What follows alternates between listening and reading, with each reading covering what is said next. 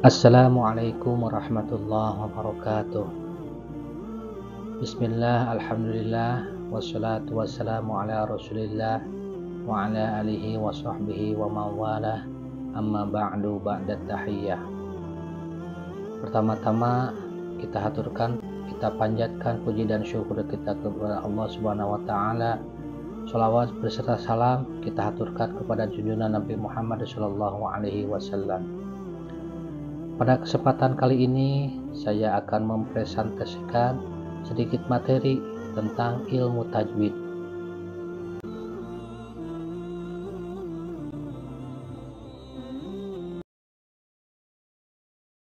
Membaca Al-Quran tidak sama dengan membaca bahan bacaan lainnya, karena ia adalah kalamullah atau kalam Allah Subhanahu wa ta'ala.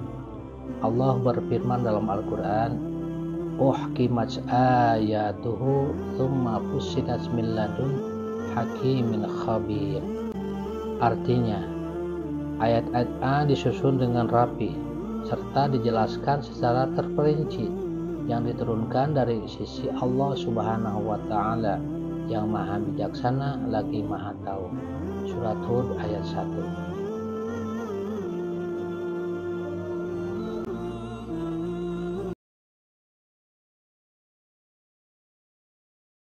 Al-Quran adalah wahyu Allah Subhanahu wa ta'ala yang terakhir yang disampaikan kepada Nabi Muhammad Shallallahu alaihi wasallam melalui perantara malaikat Jibril. Satu dari sekian banyak kemukjizatan Al-Quran adalah balasan pahala bagi yang membacanya, terlebih mampu mengamalkannya dalam kehidupan sehari-hari.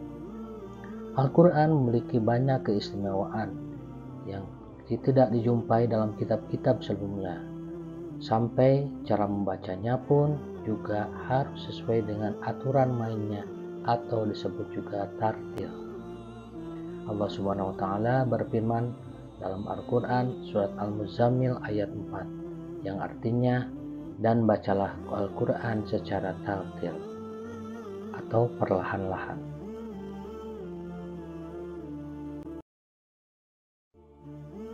Dalil yang mewajibkan untuk membaca Al-Quran dengan memahami tajwid. Dalil yang pertama adalah diambil dari Al-Quran Allah Subhanahu wa ta'ala dalam ayatnya yang artinya, dan bacalah Al-Quran itu dengan perlahan atau tartil bertajwid. Surat Al-Muzammil surat ke-73 ayat 4. Ayat ini jelas menunjukkan bahwa Allah Subhanahu wa ta'ala memerintahkan Nabi Muhammad untuk membaca Al-Quran yang diturunkan kepadanya dengan tartil, yaitu memperindah pengucapan setiap huruf-hurufnya atau bertajwid. Dalil yang kedua diambil dari As-Sunnah, hadis yang diriwayatkan oleh Ummu Salamah radhiyallahu anha, istri Nabi Muhammad sallallahu alaihi wasallam.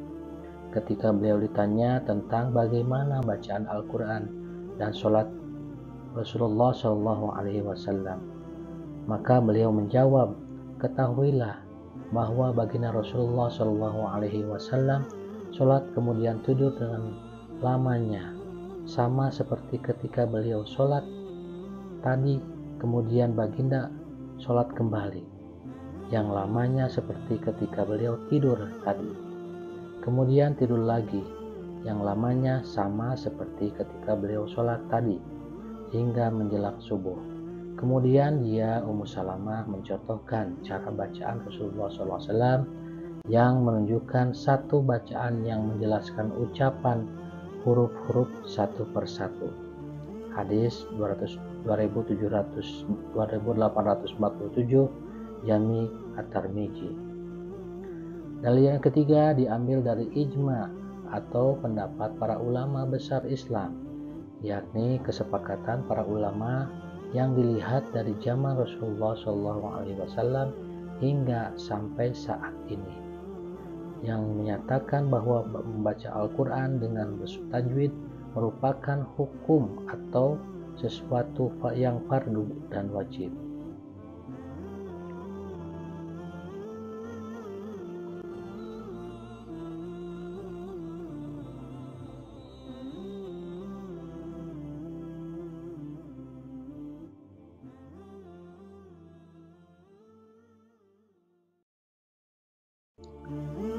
Tajwid. Tajwid secara harfiah mengandung arti melakukan sesuatu dengan elok dan indah atau harus bagus dan membaguskan. Tajwid berasal dari kata jawwada. Dalam bahasa Arab, jawwada yujawwidu tajwidan. Dalam ilmu qiraah, tajwid berarti mengeluarkan huruf dari tempatnya dengan memperhatikan sifat-sifat yang dimilikinya. Ilmu tajwid adalah suatu ilmu yang mempelajari bagaimana cara melafalkan atau mengucapkan huruf-huruf yang terdapat dalam kitab suci Al-Quran maupun Al-Hadis dan lainnya.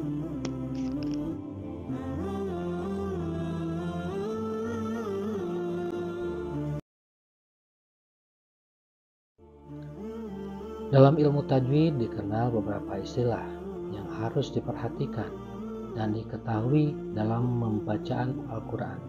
Di antaranya adalah yang pertama makhorijul huruf, yakni tempat keluar masuknya huruf. Yang kedua sifatul huruf, yakni cara melafalkan atau mengucapkan huruf. Yang ketiga adalah ahkamul huruf, yakni hubungan antara huruf. Yang keempat adalah ahkamul madi wal qasr, yakni panjang dan pendeknya dalam melafalkan ucapan dalam setiap ayat Al-Quran. Yang selanjutnya adalah ahkamul waqaf wal ibtida, yakni mengetahui huruf yang harus dimulai dibaca dan berhenti pada bacaan bila ada tanda huruf. Yang selanjutnya adalah khat dan usman.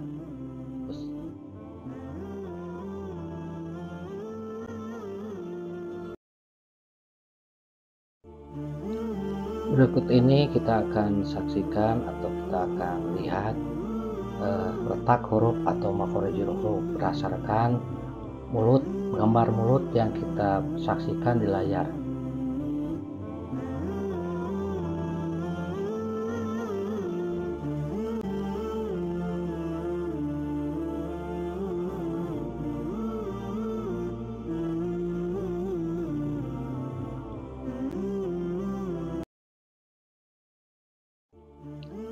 Tanda-tanda waqaf dan wasol. Waqaf artinya sebaiknya berhenti, yaitu yang bertanda huruf mim harus berhenti. Kemudian tanda titik 3 harus berhenti atau berhenti di salah satu titik. Kemudian waqaf po sebaiknya berhenti. Qaf lam sebaiknya berhenti juga. Qaf fa sebaiknya berhenti. Kemudian waqaf jim artinya boleh, jaiz, boleh berhenti, boleh juga terus.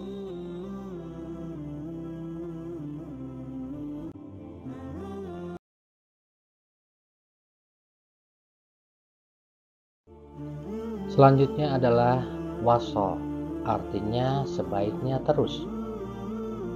Ada wasol lam alif, sebaiknya terus waqaf sod lam, zai, sod, kemudian qaf, sebaiknya terus atau dilanjutkan ayatnya. Boleh juga berhenti, tapi sebaiknya diteruskan.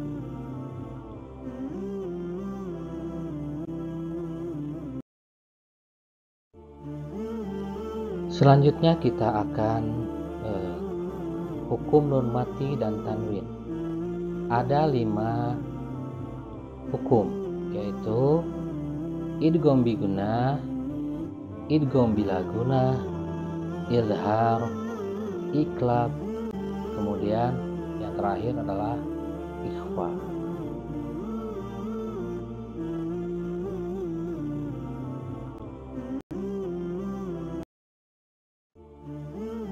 Yang pertama adalah hukum gunnah.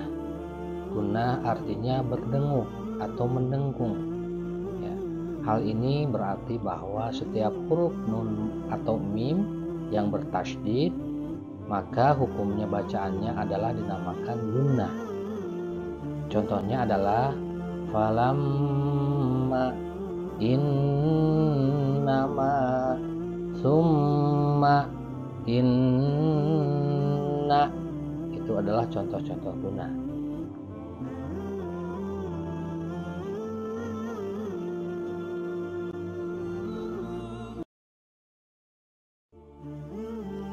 Hukum nun sukun atau tanwin. Perbedaan nun sukun atau tanwin adalah sama dalam lafaz tetapi lain dalam tulisan. Adapun hukum nun sukun atau tanwin dibagi menjadi 6 macam. Antara lain adalah yang pertama idgham bi gunnah atau idgham ma'al gunnah, yang artinya idgham memasukkan, dan bi gunnah atau ma'al gunnah dengan mendengung. Artinya, apabila ada nun sukun atau tanwin bertemu dengan salah satu huruf hijaiyah yang berjumlah 4, antara lain adalah ya, mim, waw, dan nun, atau biasa disingkat dengan bunyi yanmu. Contoh kalimatnya adalah falan nazidakum may yaqulu min waraihim fasham mubina. Itu adalah contoh idgham bi gunnah atau idgham ma'al gunnah, memasukkan huruf dengan mendengung. Jadi huruf nunnya seolah-olah ada 2 dalam kalimat falan nazidakum.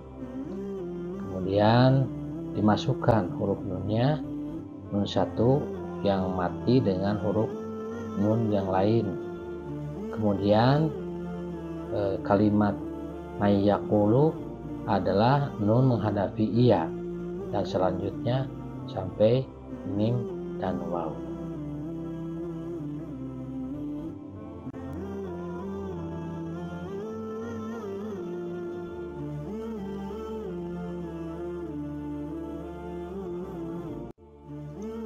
Yang kedua adalah idgham bila gunnah.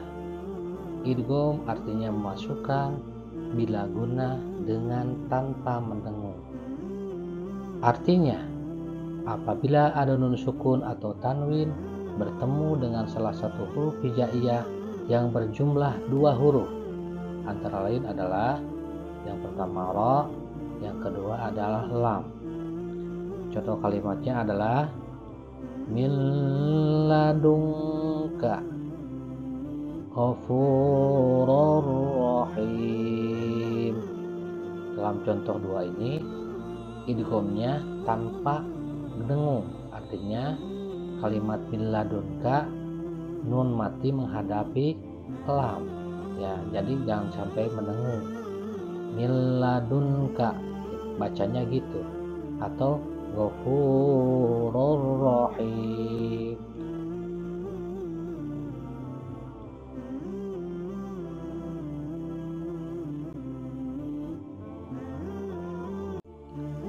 Yang selanjutnya adalah hukum nun sukun dan tanwin. Yang ketiga, idhar. Idhar berarti jelas atau terang.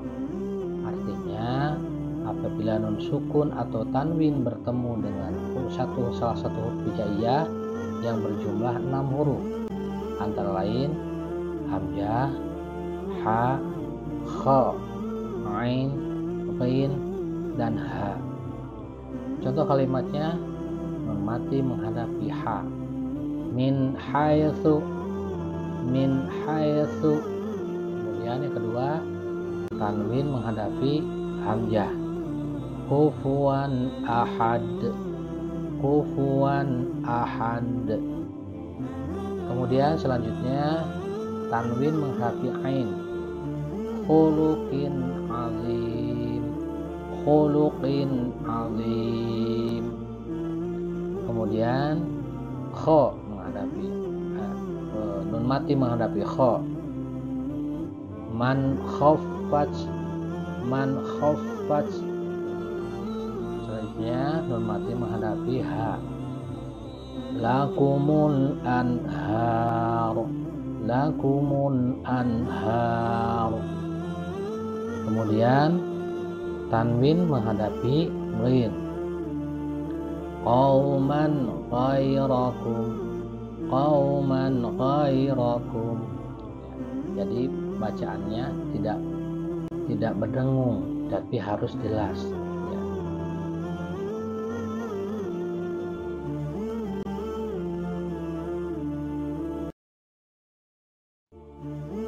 Hukum nun wati dan sukun selanjutnya adalah nomor 4, yaitu iqlab. Iqlab arti membalik. Artinya apabila nun sukun atau tanwin bertemu dengan salah satu huruf atau satu huruf dari huruf hijaiyah yaitu ba. Contohnya adalah nun tanwin menghadapi ba.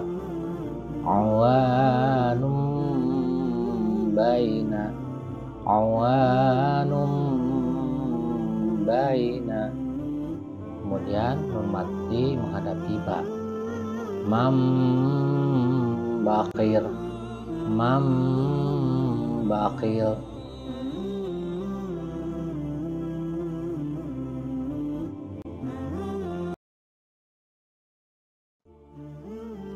Hukum selanjutnya adalah hukum ikhfa. Ikhfa berarti samar. Ya, artinya apabila ada nun sukun atau tanwin bertemu dengan salah satu huruf hijaiyah yang berjumlah 15 huruf, antara lain adalah ta, jim, dal, za, sin, shin, shad, dha, ta, dha, fa, qaf, dan kaf. Ikhfa dibagi 3, yaitu ikhfa aqrab, ikhfa ausat, dan ikhfa mad. Ikhfa aqrab adalah ikhfa yang dekat bacaannya, samar-samar dan dekat. Kemudian ikhfa ausat, samar, pertengahan. Kemudian abad, samar, jauh, bacanya jauh dibacanya. Huruf ikhfa aqrab ada 3. Yang pertama dal, kedua ta, ketiga to. Yang ikhfa ausat ada 10. Sa, jim, dal, za, shin, shad, dad, dha, fa. Ya, ada 10. Kemudian ikhfa abad ada 2, yaitu qaf dengan kaf. Contoh kalimatnya, nun mati menghadapi jim, ikhfa ausat, anjainakum, anjainakum. Ya. Masih pausat menghadapi zai, yauma idzin zurqa, yauma idzin zurqa. Kemudian menghadapi shad, masih ipa ausat, qauman salihin, qauman salihin. Kemudian menghadapi dha, contohnya anzuhurihim, anzuhurihim. Sekarang ifa'ad, contohnya man kana yarju, man kana yarju. Ya, nun mati menghadapi kaf, ifa'ad. Selanjutnya masih ifa ausat, tanwin menghadapi tha, ma'an sajaja, ma'an sajaja. Dan selanjutnya bisa dilihat dalam contoh.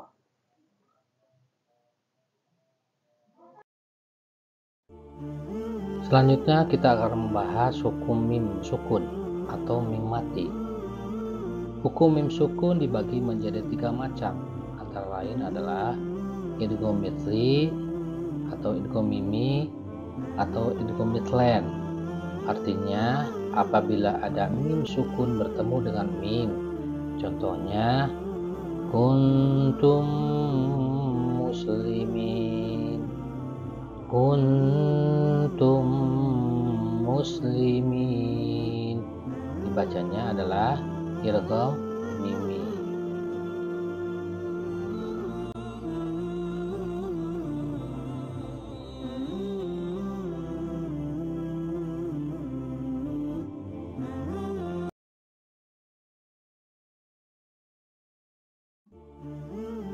Hukum sukun yang kedua adalah ikhfa syafawi.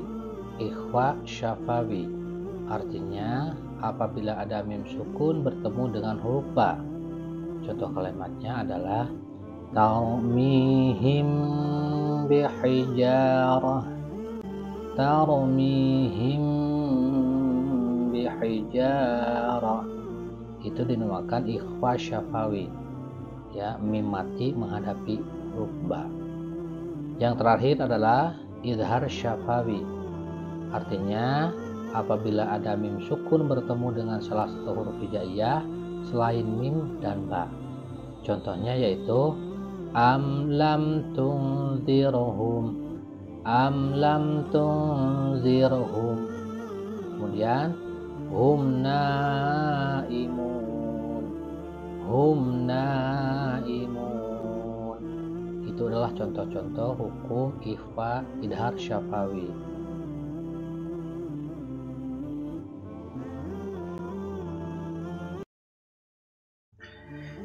Demikianlah yang dapat saya sampaikan pada kesempatan kali ini. Semoga bermanfaat. Lillahi fisabilil haq wal afu minkum. Wassalamualaikum warahmatullahi wabarakatuh.